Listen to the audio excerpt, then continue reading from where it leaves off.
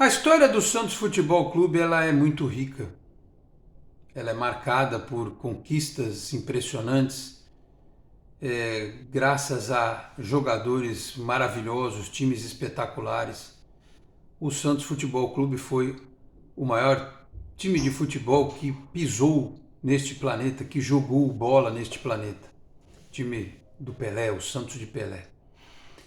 E é um time, uma agremiação, uma instituição que desafia a lógica por ser um time de uma cidade de 400 mil habitantes. Já há algum tempo a população de Santos é estável, não passa muito mais do que isso. Não passa muito mais disso, né? É uma cidade que tem um porto importantíssimo, que tem um time de futebol importantíssimo, tem uma proximidade com São Paulo, que dá a ele uma característica única de um time que, por exemplo, ousou ou ousa ter na cidade dos seus três grandes rivais mais de 1 milhão de torcedores, né? E milhões de torcedores Brasil afora.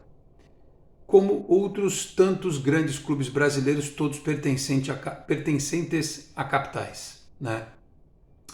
Mas o Santos foi o primeiro time brasileiro a conquistar a Copa Libertadores da América e o Mundial de Clubes. O adversário do Santos neste domingo, o Botafogo, dos chamados grandes clubes do futebol brasileiro, os mais tradicionais, eu incluiria aí o Bahia também, pela história, mas se você for parar no eixo Rio, São Paulo, Minas, Rio Grande do Sul, com o título que o Fluminense ganhou, o Botafogo é o único que não ganhou uma Libertadores da América. Todos os demais já venceram. O Santos foi o primeiro.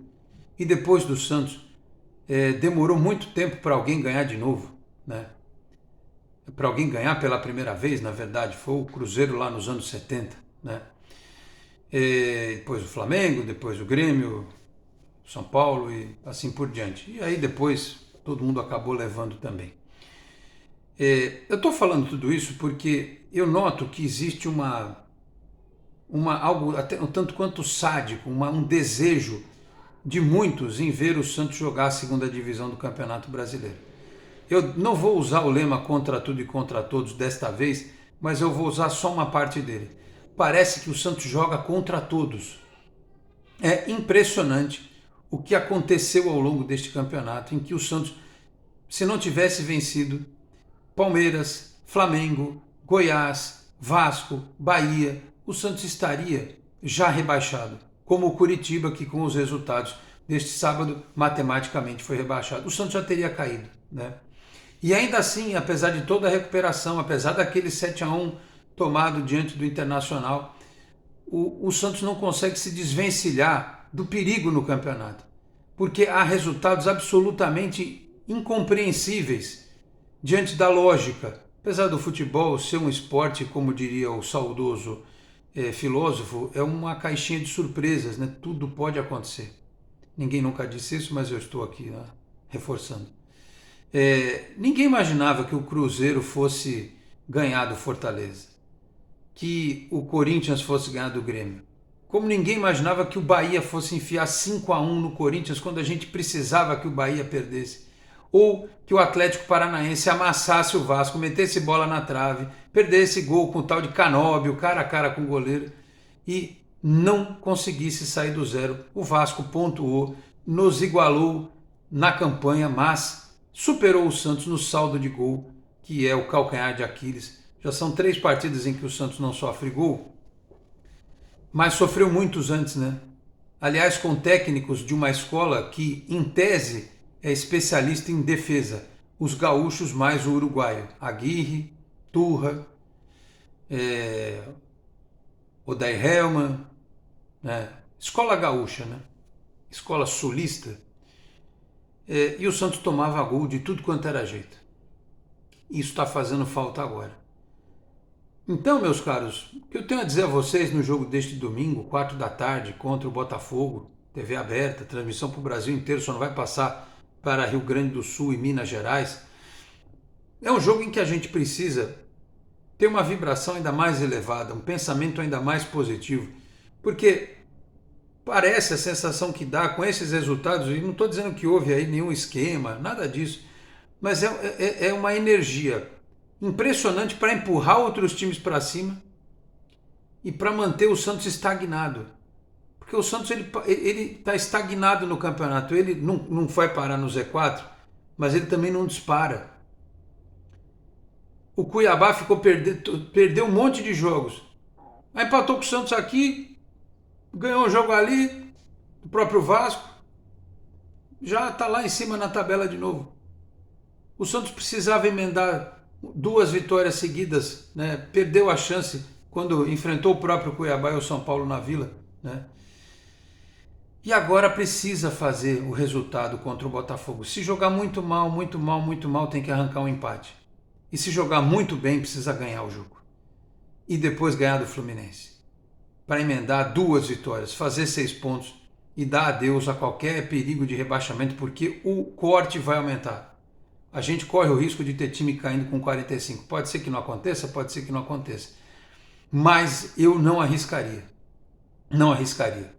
Eu chegaria logo nos 46 pontos e veria o que acontece. Claro que ainda tem o Vasco indo pegar o Grêmio fora, o Vasco enfrentar o Corinthians no confronto direto, o Corinthians vai pegar o Internacional, o Cruzeiro, que tem um confronto contra o Goiás, mas vai pegar Botafogo fora e Palmeiras em casa. Eu sei que a tabela dos outros também é difícil, mas os outros com os problemas deles. O meu problema é o Santos chegar logo na pontuação necessária para a gente poder dormir em paz. É tudo que eu quero para o mês de dezembro. Dia 6, eu quero acordar no dia 7 de dezembro com a sensação de que o Natal será feliz, o Ano Novo será feliz, a esperança estará renovada, porque o Santos inclusive vai ter uma nova diretoria, porque eu vou contar para vocês. É impressionante, impressionante tudo que tem conspirado contra o Santos, todos os resultados que têm acontecido, que mantém vivos os outros times que estão brigando para não cair no Campeonato Brasileiro. É impressionante. Então, nós, como sempre na história, dependemos de nós mesmos, porque eu sou de uma geração que teve muitas alegrias com o Santos, mas teve que aprender o significado real da palavra resiliência. Porque quem viu o Pelé jogar, quem viu o time dos anos 60, especialmente, final dos anos 50, os anos 60 todo, começo dos anos 70, esses são privilegiados. Eu comecei a ver futebol em 82, e o que eu me lembro de futebol em 82 é da Copa do Mundo, porque eu cresci revendo os lances daqueles jogos da Copa de 82. Os lances do Campeonato Paulista de 82, difícil você achar, posso pesquisar no YouTube, mas não ficou guardado na memória como os jogos da Copa de 82 ficaram. O que ficou guardado na minha memória foi a decisão contra o Flamengo, em que o Santos foi prejudicado no Campeonato Brasileiro. E também depois, em 84, o título do Campeonato Paulista contra o Corinthians. Foram 3 anos marcantes na minha vida como torcedor. Depois, tivemos lá em 85 a Copa Kirin, mas foi um jogo no Japão, a gente só ficou sabendo, viu os lances depois, e era um torneio, enfim. E vieram aqueles anos de amargura, de tristeza, de preocupação, que para muitos terminou em 97, para outros terminou em 98, esse período terminou em 98, Conmebol, Rio São Paulo antes, mas para a grande maioria veio realmente em 2002 com aquele título em cima do Corinthians no Campeonato Brasileiro. Algo que poderia ter acontecido antes, em 95, diante deste mesmo Botafogo que a gente vai enfrentar neste domingo, um jogo de 3 gols, cujo único gol válido foi anulado, que foi o gol do Camanducaí. Né? Eu não sei se o universo vai conspirar a favor do Santos devolver aquele resultado neste domingo. Não sei se a proporção é a mesma, impedir ou atrapalhar, porque o Botafogo pode perder o jogo para o Santos e ainda ser campeão brasileiro de toda forma, né? Mas talvez para equiparar aquilo tenha que haver uma nova decisão de alguma competição, talvez a Copa do Brasil um dia entre Santos e Botafogo, mas sem erro de arbitragem, que o Santos ali supere o Botafogo. Mas para muitos teria um sabor especial atrapalhar a vida do Botafogo. Mas eu acho que a nossa ideia não tem que ser essa. A nossa ideia tem que ser buscar o que nós precisamos e tentar esquecer tudo o que acontece em volta. né? O campeonato, ele realmente, hoje, está muito apertado. Está muito apertado. Com resultados inimagináveis. Eu imagino que vai acontecer, que é a derrota do São Paulo para o Bahia no meio de semana. Isso é ponto pacífico. O São Paulo perderá do Bahia, porque o São Paulo... anotem, pesquisem e olhem para frente. Nunca o São Paulo vai ter um resultado que ajude o Santos. Nunca vai conseguir um resultado para ajudar o Santos, de forma alguma, podem esquecer. Ainda mais o Rogério Ceni lá do outro lado, tem aquela coisa emocional, né? O Bahia já vai somar 3 pontos, vai a 44, né? Como o Vasco pode ir a 44 se ganhar do Corinthians, aí vai ficar todo mundo com 44, o Santos tem 42, pode ir a 45 contra o Fluminense, se perder pode, mas fica muito apertado, muito na conta do chá e muito na necessidade de pontuar contra o Atlético Paranaense, para não chegar contra o Fortaleza na última rodada com um confronto direto. Então, meus caros, o que eu peço para vocês neste domingo é que vibrem positivamente, pensem positivamente, falem, profiram palavras de teor positivo. Eu peço até aos candidatos, na hora do jogo, um pouco antes, um pouco depois, esqueçam as diferenças, esqueçam a campanha propriamente dita e pensemos no Santos. Porque os 5 querem administrar um clube com mais perspectiva no ano que vem, né? O Santos vem escapando, obviamente, quase que automaticamente vai ter a Copa Sul-Americana. É difícil não ter. Então, tem planejamento para isso. Uma vida muito mais tranquila, digamos assim, mas com uma lição aprendida. Uma lição aprendida e uma lição que eu vou tentar refletir junto aos candidatos semana que vem, nas nossas entrevistas, que os demais se organizaram, os demais cresceram. Enquanto a gente viveu da geração do Neymar agora mais recentemente e não aproveitamos o que capitalizamos na era moderna do futebol, porque o que a gente perdeu no tempo do Pelé, como o parque balneário, como a capacidade de investir em outras áreas, isso não tem retorno mais. Mas quando o Santos teve a geração do Neymar, o Santos poderia ter capitalizado com estádio, com CT, com investimento, e não conseguiu fazer isso. Aliás, está, neste momento, colocando um sentimento muito ruim naquilo que talvez tenha sido a mais importante conquista daquela geração, que foi torcida. Foi rejuvenescer torcida, foi transformar crianças, meninos, meninas em torcedores do Santos. A gente não pode perder esse legado daquele time que vai além da Libertadores, da Copa do Brasil, da Recopa e dos títulos paulistas. Então, para isso, esses 4 jogos que restam, esses 12 pontos em disputa, eles são fundamentais. E a gente tem que querer mais do que os outros. Porque os outros contam com a boa vontade, parece que, de outros, para que alguma satisfação seja concretizada de ver o Santos jogando a 2ª divisão do Campeonato Brasileiro. Que, repito, não é possível acontecer o que está acontecendo no campeonato e o Santos parado ali sempre na beira da boca do rebaixamento. Então dependemos de nós, dependemos de jogos como fizemos contra Palmeiras, Flamengo, mas contra o adversário que tem uma pequena crise para resolver, né? Porque era um virtual campeão e hoje corre um sério risco de não ganhar a taça, que tem protestos contra o investidor, que tem protestos contra os jogadores, e talvez aí a gente tenha que saber administrar também o tempo, né? O tempo passando vai aumentando a pressão em cima do Botafogo e talvez nos dê mais oportunidade de ganhar o jogo, porque o Santos tem que entrar para ganhar o jogo. Empatar é uma consequência, um ponto somado seria uma consequência, mas o Santos precisa ganhar o jogo. É urgente que o Santos vença para que ele possa sacramentar contra o Fluminense a sua permanência na 1ª divisão do Campeonato Brasileiro de Futebol. Agora, depois de toda essa longa introdução, vamos falar do time que entra em campo neste domingo. Meus amigos, um grande abraço, de volta para mais um vídeo aqui do nosso canal 10. Este é o tradicional pré-jogo, sempre em nome de Peter Leandro e Dani Haddad Fisioterapia. Quer ter mais qualidade de vida e ficar livre das dores? Então, entre em contato com o Peter ou com a Dani pelos telefones 13 99 704 0944, 13 99 782 7308. Conheço o trabalho também pelo Instagram, @PeterLeandro e Dani Haddad. Também Vila Unitá Premium Beef, a arte do bom churrasco. Em São Paulo, na Vila Madalena, no Instagram, @unitá.beef, no WhatsApp 11 98798 4884, 11 98798 4884. Se você estiver nas redondezas da Vila Madalena, pode retirar em loco com o meu amigo Marcão ou solicitar a comodidade do delivery que entrega na sua casa, dizendo que viu aqui no Canal 10, tem 15% de desconto na primeira compra em Vila Unitá Premium Beef, a arte do bom churrasco.